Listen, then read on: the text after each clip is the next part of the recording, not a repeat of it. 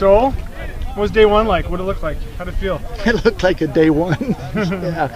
A lot of thinking, but we know that. I mean, the guys are.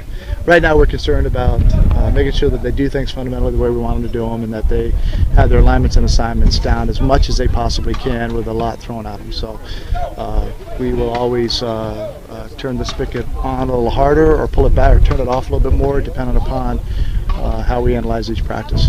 How did they receive that instruction? Do you feel like that was a success? Oh yeah. We've got a good group of guys. Yeah, we've got guys, but like every other team, they're all over the spectrum as far as the ability to. Some can learn faster than others, right? But that's true for every team. You brought in an additional quarterback today. Can you tell us a little bit about him? Chris was the guy I had with me at Cornell. He knows the offense. He is extremely bright. He's got a great arm, and he'll help the other quarterbacks in learning the offense quicker. Go ahead. I was going to ask if McPhee, the college kid, will he just, for the days that he's here, what are the plans for? Yeah, so McPhee will he'll learn what we do. He's in all the meetings. He will get some reps in practice, but not to the point to where it hurts our development of our other guys and our evaluation of the other quarterbacks. And then he'll get all the fundamental work, all the fundamental training. Do you like that practice on the CIS and the CFL have come up with now to have one in every camp? Do you feel one way or the other? Yeah, I haven't done it. So I think it just depends on where you're at in your development, not only as a team but in that position. And you just want to make it meaningful, right? You don't want somebody to.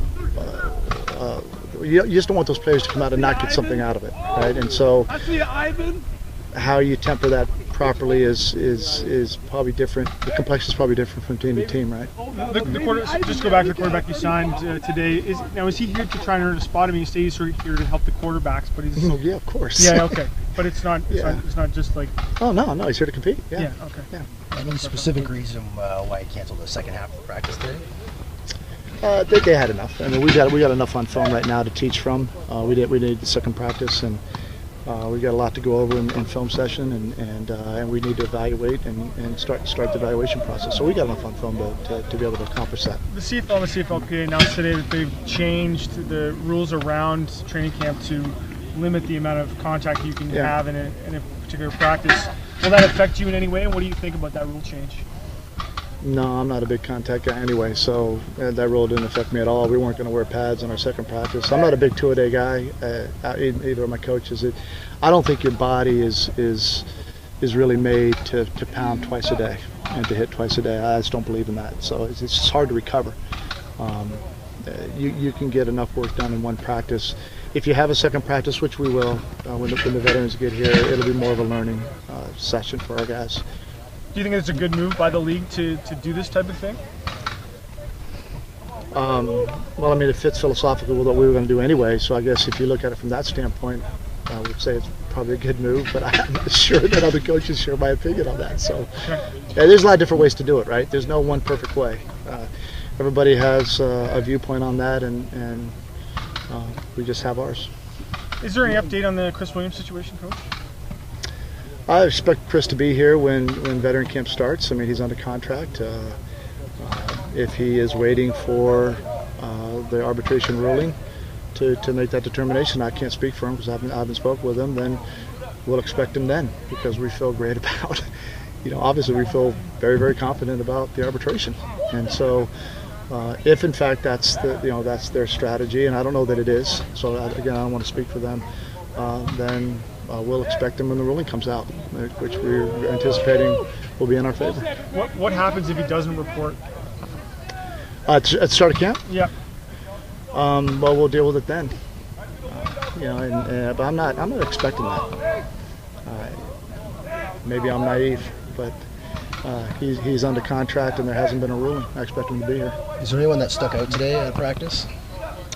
I